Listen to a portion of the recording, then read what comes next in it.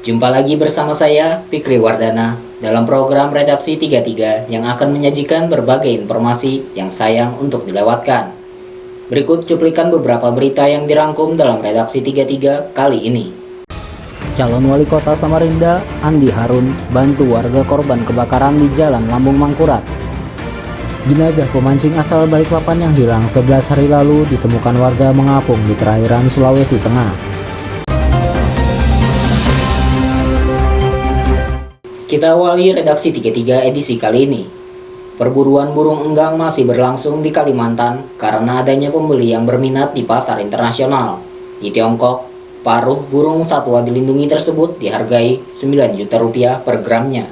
Simak informasinya. Kepala Balai Gakum KLHK Wilayah Kalimantan Subhan menceritakan, masih terjadinya perburuan satwa-satwa langka di Kalimantan tidak hanya karena didorong ingin memiliki lantaran keindahan fisik satwa itu saja.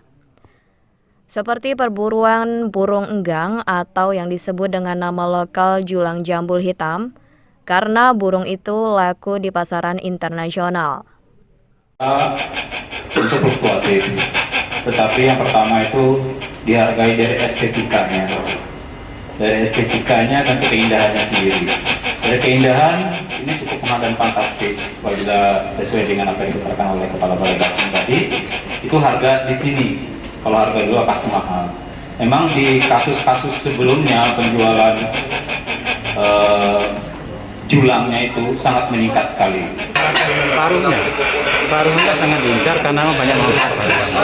Manfaat dari paruh ini bisa untuk obat ya, obat macam-macam, bisa untuk sakit paruh, kemudian bisa untuk hati, bisa juga untuk ginjal, batu ginjal, dan bisa juga malah untuk menetralkan racun.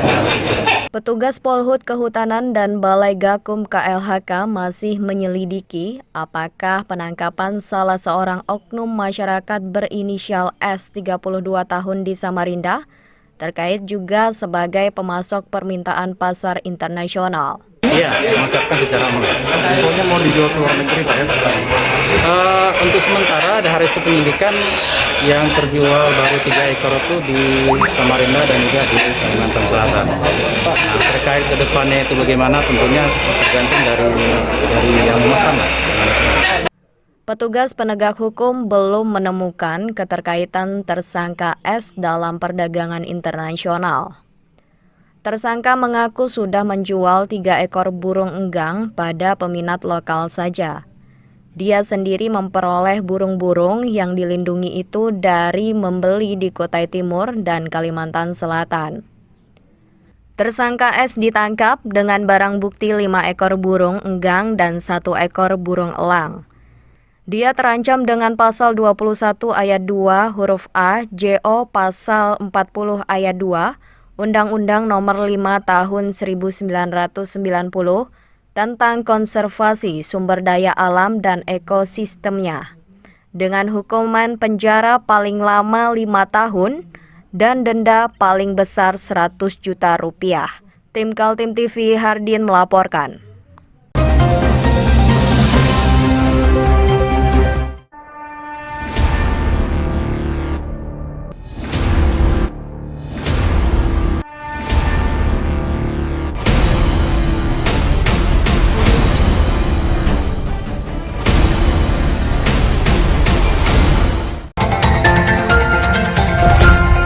Ketua Komisi 3 DPRD Kaltim, Hasanuddin Mas'ud mengatakan proyek kawasan ekonomi khusus Maloy di Kutai Timur adalah proyek yang sia-sia.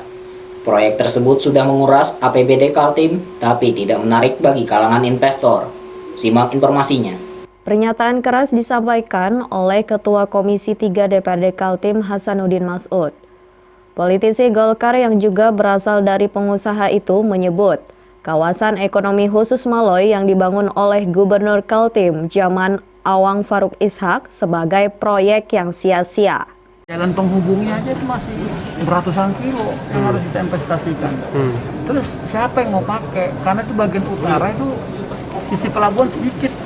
Yang lebih bagus itu sebenarnya di Balikpapan Karyangau, karena itu kan Balikpapan, Sulawesi, terus ke Jawa. Jadi lebih memungkinkan investasi dilakukan di sana. Makanya KKT itu menurut saya primadona. Makanya banyak yang mau bekerja sama dengan kita. Tapi di Malo nggak ada. Belum ada yang tertarik di Malo. Karena memang menurut saya itu proyek yang tidak strategis, menghamburkan uang-uang daerah aja. Dan itu semuanya APBD. Kalau seperti KKT bisa APBN, bisa investor dari luar. Karena memang itu strategis. Makanya saya bilang lebih baik dihentikan dan diberikan ke Pemkab Kutai Timur aja, supaya itu bisa diberdayakan. Jangan kita investasi terus. Makanya saya bilang itu investasi yang sia-sia. Saat ini DPRD Kaltim sudah membentuk panitia khusus menggarap peraturan daerah mengenai kawasan ekonomi khusus Maloy.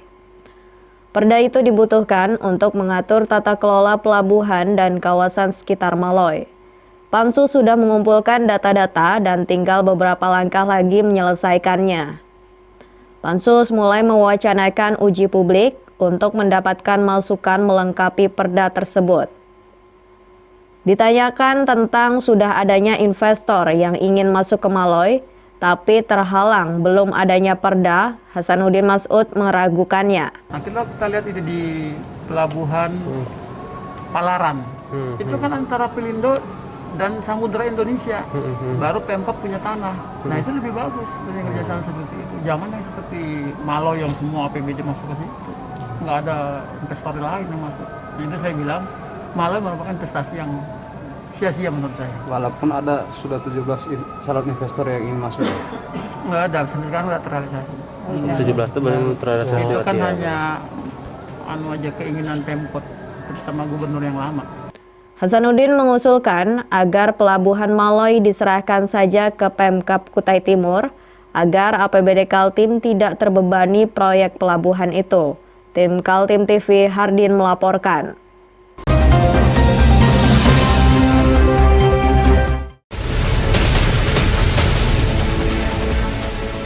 Mari kita memerangi virus corona dengan mematuhi imbauan pemerintah. Stay at home.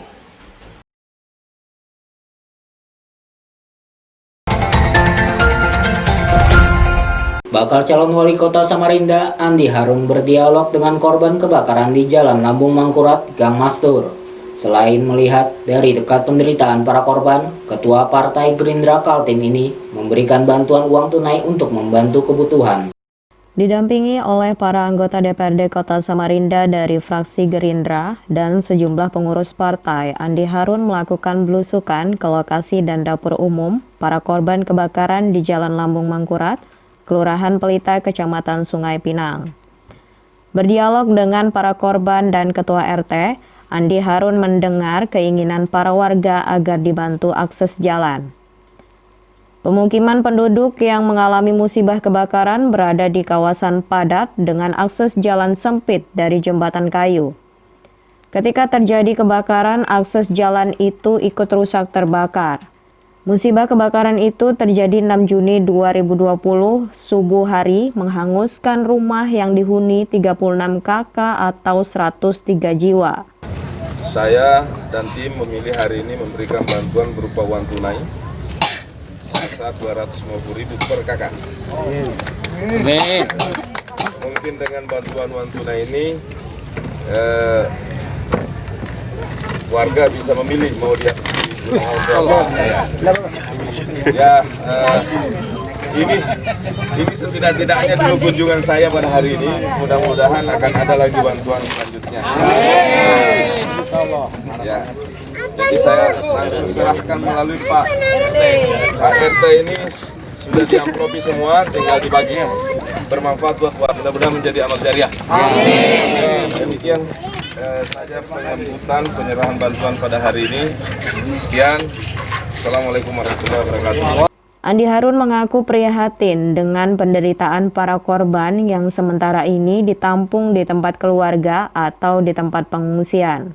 Dia meminta kepada para wakil rakyat di fraksi Partai Gerindra DPRD Kota Samarinda untuk memperjuangkan aspirasi para korban. Ini Pak Helmi sebagai Ketua Gerindra di Kota sekaligus wakil insya Allah akan jadi Wakil Ketua DPRD. Sekarang ini menjadi anggota DPRD. Saya juga membawa serta beberapa anggota DPRD Samarinda. Ada Pak Margaca, ada Pak El Nathan, ada Pak Muji, Hampir semuanya lengkap hari ini, semua anggota DPRD dari fraksi Gerindra. Untuk kita perjuangkan permohonan warga, nanti Pak Helmi yang akan koordinasi sama PRD. Sepanjang ada lokasinya, ada lahannya yang bisa dibangun jalan, kita akan bantu. Ya. Tim Kaltim TV melaporkan.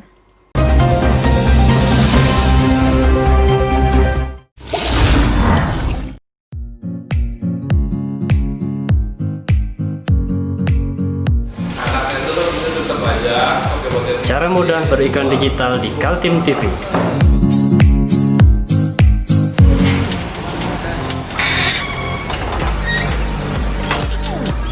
Yang pertama, jadilah sahabat Kaltim TV.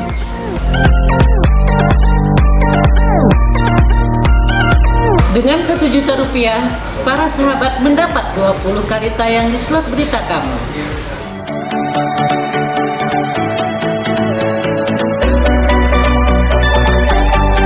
Dengan 20 detik dapat menjangkau 20.000 penonton. Anda beruntung karena mendapat kesempatan perdana dari kami. Ayo jadilah sahabat Kaltim TV.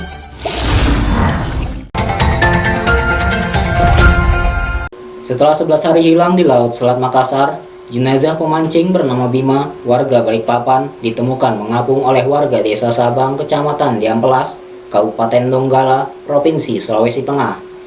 Jenazah sudah dibawa ke Makassar dan rencananya diterbangkan ke Balikpapan. Simak informasinya. Masih ingat dengan pemancing yang hilang di laut bernama Bima, 20 tahun, warga Jalan Marta Dinata, Balikpapan. Ternyata mayatnya ditemukan di laut yang menjadi wilayah administratif Desa Sabang, Kecamatan Dampelas, Kabupaten Donggala, Sulawesi Tengah. Penemuan itu Kamis 11 Juni 2020 sekitar jam 12.30. Menurut Kepala Kantor Pencarian dan Pertolongan Kelas A Balikpapan, Gusti Anwar Mulyadi, melalui Kepala Seksi Operasi dan Siaga Oktavianto, penemuan mayat berawal dari seorang warga Desa Sabang bernama Bahri yang sedang memancing. Ketika sedang memancing, dia terkejut melihat ada mayat mengapung, sehingga segera mengabarkan dengan rekan-rekannya sesama pemancing bernama Sultan dan Kora. Bertiga mereka kemudian menarik mayat ke tepi di pesisir Tanjung Dampelas. Usai itu mereka melaporkan ke Polsek Dampelas Sojol. Kapolsek Damsol Ibtu Hasanuddin Hamid berkoordinasi dengan Kepala Puskesmas Sabang mengevakuasi mayat tersebut. Penemuan mayat tanpa identitas itu kemudian viral di media sosial setelah ada warga yang mengupload. Kabar itu sampai kepada keluarga Bima di Balikpapan dan setelah mencocokkan dengan ciri-cirinya dipastikan mayat itu adalah Bima, warga Balikpapan yang hilang dan telah dicari Basarnas selama 7 hari tapi tak ditemukan. Baik, kami informasikan bahwa pada pukul 20:18 tanggal 11 Juni 2020 terima informasi dari medsos Facebook dari warga Demsol, Sulawesi Tengah. Dari posisi tersebut ditemukan bahwa ada temukan korban satu laki-laki, jenis laki-laki yang ditemukan di perairan Desa Sabang, Sulawesi Tengah oleh nelayan saat melaut. Saat ini korban telah dievakuasi menuju rumah Puskesmas Sabang guna identifikasi. Setelah kami berkoordinasi dengan pihak kepolisian Polsek Demsol oleh AKP Hasanuddin, bahwa dipastikan korban adalah target atau identifikasi awal adalah korban yang hilang sejak beberapa hari lalu yang di Selat Makassar, yang warga Balikpapan atas nama Bima Aris Nugraha, 21 tahun, warga Jalan Mangga, Kota Balikpapan. Setelah dikoordinasi dengan pihak keluarga, dinyatakan benar dari ciri-ciri pakaian korban maupun tanda-tanda korban sesuai dengan kemiripan dari korban yang terakhir kali dilihat waktu pemancing sejak beberapa hari yang lalu. Rencananya korban akan diantar ataupun dievakuasi menuju Kota Balikpapan. Besok pagi akan tiba di Balikpapan dengan menggunakan pesawat udara. Dengan demikian operasi SAR, korban Aslima ditemukan dalam kondisi meninggal dunia dan pencarian SAR ini ditutup dan dilanjutkan dengan kesiagaan. Mayat Bima sudah dibawa ke Makassar dan rencana hari Sabtu 13 Juni diterbangkan ke Balikpapan. Tim Kaltim TV melaporkan.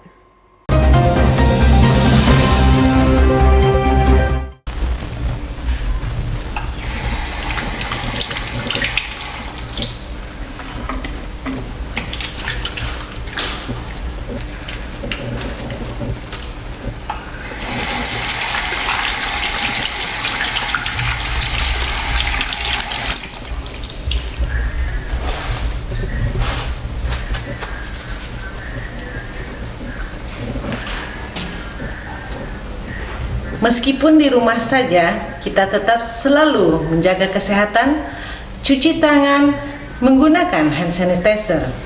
Ingat, mulailah dari diri sendiri.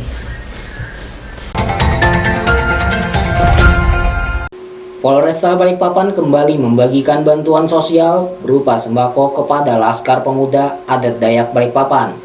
Selain sembako, LPADKT juga memberikan pernyataan sikap terkait COVID-19 yang terjadi di Kota Balikpapan. Simak informasinya. Masih di tengah pandemi COVID-19, Polresta Balikpapan kembali membagikan sembako kepada warga masyarakat yang terdampak COVID-19 di kawasan Kota Balikpapan pada Kamis siang. Pembagian sembako berupa beras, minyak, telur, Indomie langsung diterima oleh Ketua Cabang Laskar Pemuda Adat Dayak Kalimantan Timur dan Utara. Selain pemberian sembako, Laskar Pemuda Adat Dayak atau LPADKT menyatakan sikap mendukung program pemerintah untuk bersama mematuhi anjuran pemerintah dengan menggunakan masker, menjaga kesehatan dan kebersihan, serta rajin mencuci tangan. Selain itu juga turut serta menjaga keamanan dan ketertiban masyarakat Kota Balikpapan. Ketua Cabang Laskar Pemuda Adat Dayak Kalimantan Timur, Kota Balikpapan Nasion Lasung mengatakan, sejauh ini anggota LPADKT Cabang Balikpapan terus menjaga keamanan bersama TNI dan Polri serta selalu mematuhi anjuran pemerintah Kota Balikpapan untuk bersama memerangi COVID-19. Oleh LPADKT, sembako yang telah diberikan langsung dibagikan kepada masing-masing rayon di Kota Balikpapan. Memang yang seperti dianjurkan oleh pemerintah Kota Balikpapan untuk selalu diam di rumah dan harus selalu pakai masker dan selalu mencuci tangan, jaga kesehatan, itu yang selama ini yang selalu saya himbaukan kepada anggota-anggota agar kita bisa mendukung program apa yang sudah diprogramkan oleh pihak pemerintah kota. Nah, ini kan pemilu juga ini akan berlangsung nih, Ketua. Dari LPADKT seperti apa? Apakah ikut menjaga Kamtipmas seperti apa? Dari LPADKT sendiri, karena ini merupakan program keseluruhan untuk pilkada ditunda, maka kami juga dari LPADKT siap membantu pihak aparat keamanan baik TNI Polri untuk menjaga situasi Kota Balikpapan, apalagi kota yang kita cintai. Dari Balikpapan, tim Kaltim TV Muhammad Idris melaporkan.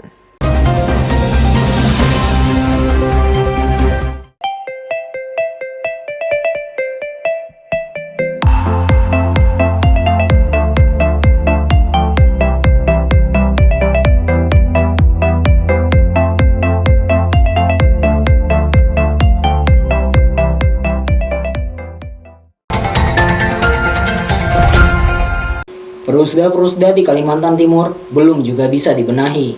Bahkan Komisi 2 DPRD Kaltim yang sudah lebih 8 bulan menelusuri carut-marut perusahaan daerah tersebut tidak juga mampu mengubah keadaan, kecuali hanya berupa ungkapan kekesalan.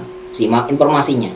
Ungkapan kekesalan itu nampak saat rapat dengan Biro Ekonomi Setda Prof Kaltim di gedung DPRD Kaltim.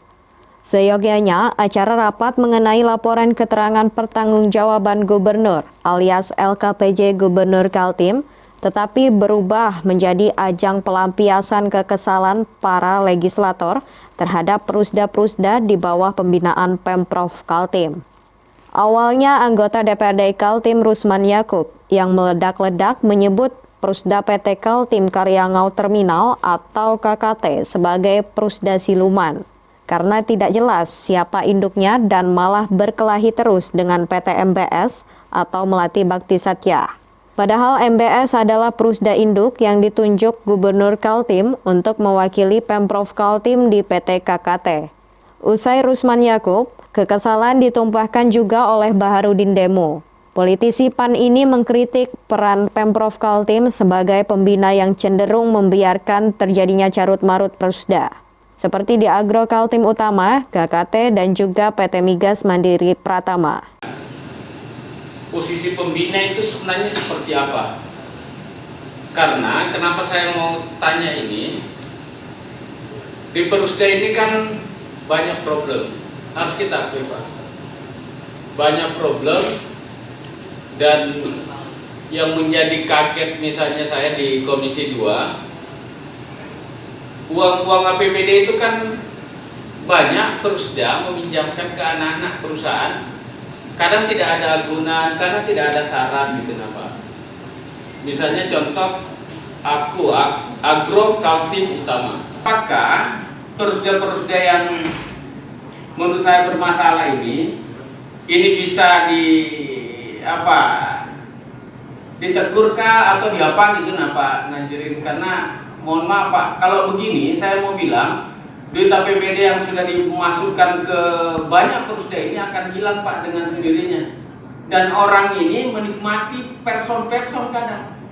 Ya, person-person. Baharudin Demu juga menyoroti PT Melati Bakti Setia yang diserahkan tanggung jawab oleh Gubernur Kaltim mewakili Pemprov Kaltim di PT Kaltim Karyangau Terminal. Tidak ada kewajiban PT MBS kepada Pemprov. Fakta di lapangan, MBS menggunakan setoran dari KKT untuk keperluan lain, bukan disetorkan menjadi PAD.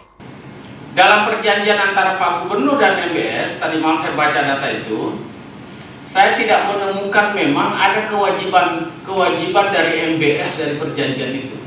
Misalnya begini, perjanjian itu betul-betul diserahkan apa yang disampaikan Pak Rusman, misalnya tanah, gitu kan Pak, aset diserahkan secara penuh kepada MBS, tapi nanti tanggung jawab MBS itu kepada Pemprov itu saya tidak menemukan. Artinya setahu saya harusnya nanti kalau ini aset diserahkan maka PADK berapakah harus misalnya di ini. Nah sehingga ya yang aku takutkan bahasa KKT, kami sudah nyetor duit sejak 2012 sampai sekarang katanya kurang lebih 68 miliar ya kemarin disampaikan ke kita 68 miliar. Nah kalau seperti begitu duit ini kan setor ke MBS butuh nih Pak. MBS ini punya kewajiban nggak menyetor ke kas daerah, ke Pemprov misalnya? Kalau tidak, enak sekali juga MBS ini, cincor-cincor duit banyak, tapi dia tidak punya kontribusi juga. Nah sehingga kalau betul seperti begitu adanya Pak Najirin, saya mohon ini harus ditinjau ulang sebenarnya. Anggaran dasar, anggaran rumah tangganya MBS ini, karena kalau dia tidak punya kewajiban untuk menyetor ke kas daerah, saya malah curiga bahwa Perusda ini memang dibuat dalam rangka untuk kepentingan tertentu saja gitu. Kepala Biro Ekonomi Setprov Kaltim, Najirin, mengakui masih adanya masalah di Perusda-Perusda itu. Tim Kaltim TV Heriman melaporkan.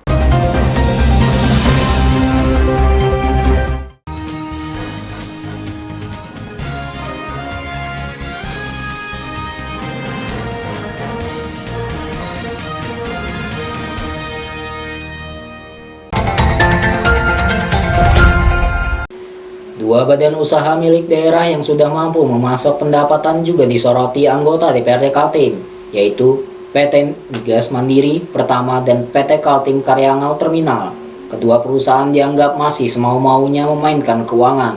Simak informasinya. Ajang rapat DPRD dengan Biro Ekonomi Setprov Kaltim yang seyogianya beragenda laporan keterangan pertanggungjawaban alias LKPJ Gubernur Kaltim tahun 2019 menjadi arena menumpahkan persoalan yang menimpa Perusda maupun badan usaha milik daerah.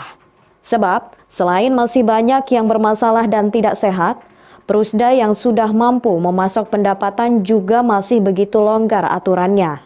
Dua politisi Karangpaci Baharudin Demu dan Sutomo Jabir membuka masalah-masalah itu di depan Kepala Biro Ekonomi Setda Prof Kaltim, Najirin.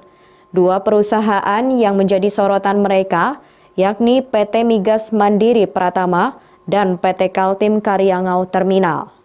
Nah, pertanyaan saya tidak masuk ke sana, tapi pertanyaan saya, setahu saya, MMP ini pernah mendapatkan kucuran dana yang besar dari dana APBD, yang katanya, konon katanya, uang yang seratusan miliar lebih ini dibagikan beberapa ke anak-anak perusahaannya, dipinjamkan untuk bisnisnya.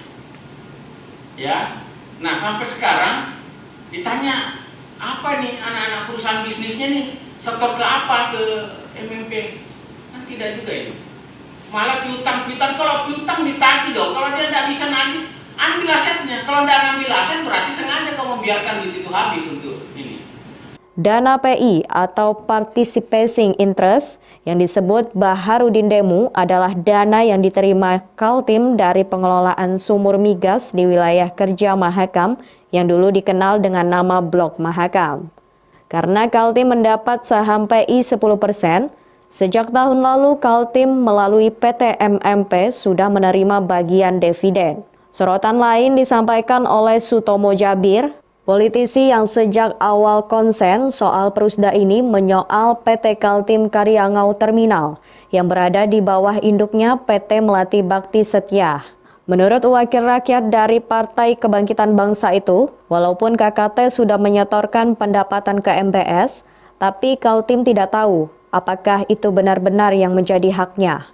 Betul bahwa ketua KKT itu menyetor dividen tiap tahun, kemudian menyetor tiap bulan, tetapi mekanisme perhitungannya seperti apa? Orang kita tidak punya orang di sana, Pak. Pemprov tidak duduk dalam jajaran KKT, MBS tidak duduk dalam jajaran KKT. Bagaimana kita mengontrol bahwa sekian hasilnya? Cuma kucu-kucu dikasih sekian, inilah bagiannya misalnya Pemprov. Seperti apa mekanisme kontrol dari pemerintah provinsi? Mungkin itu saja, Pak, untuk sementara saya sampaikan. Selain itu, Sutomo Jabir juga menyoal struktur pengurusan dan penyertaan saham Pemprov di PT Kaltim Karyangau Terminal. Tahun 2019, bulan Oktober itu kan sudah rapat umum pemegang saham untuk memilih struktur kepengurusan. Dan berita acara sirkulernya tidak mau MBS tanda tangan. Sampai hari ini pun belum tanda tangan. Maksud saya, apakah kepengurusan di sana itu masih berlanjut atau sudah habis masanya?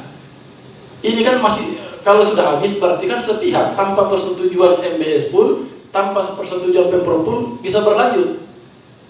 Karena pada bulan Oktober RUPS berita acara sirkuler khusus untuk pengangkatan direksi, sampai hari ini Pak Agus sebagai Direktur MBS belum tanda tangan.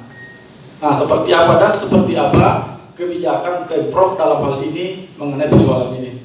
Yang kedua, di KKT itu saham awal pendirian kita kan 50%. Sekarang proses perkembangan KKT itu perlu kita ketahui bahwa Pelindo akan terus melakukan investasi dalam pembangunan sisi laut. Kita ini kan sisi darat, sementara aset ini kan kita bertambah. Saya khawatirnya nanti saham kita ini juga terdelusi, kasusnya seperti itu. Itu ya, maksud saya seperti apa campur tangan pemerintah dalam hal ini?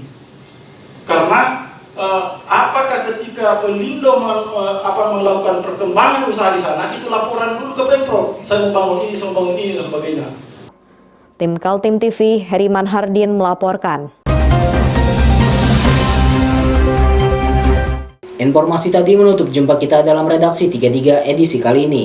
Jangan lupa untuk terus mengikuti channel YouTube dan fanpage Facebook Kaltim TV. Saya Fikri Wardana bersama kerabat kerja yang bertugas pamit undur diri.